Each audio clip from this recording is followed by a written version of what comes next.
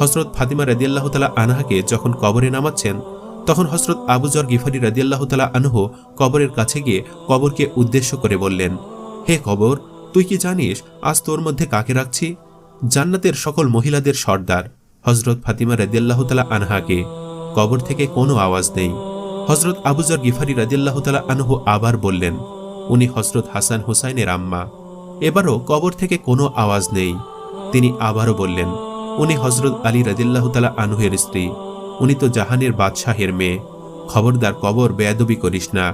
আল্লাহ তাআলা কবরের জবান খুলে দিলেন। কবর বলল, আমি দোজাহানের বাদশাহের মেয়ে ফাতিমাকে চিনি না, হযরত আলীর স্ত্রীকে চিনি না, হাসান হোসেনের আম্মাকে চিনি না, জান্নাতের মহিলাদের সর্দারিনীকে চিনি না। আমি শুধু চিনি ঈমান আর আমল। আমার মধ্যে যদি কেউ ভালো আমল নিয়ে আসে, তাহলে আমি কবর তাকে জান্নাতের বিছানা বিছিয়ে দেব। আর যদি কেহ খারাপ আমল নিয়ে আসে,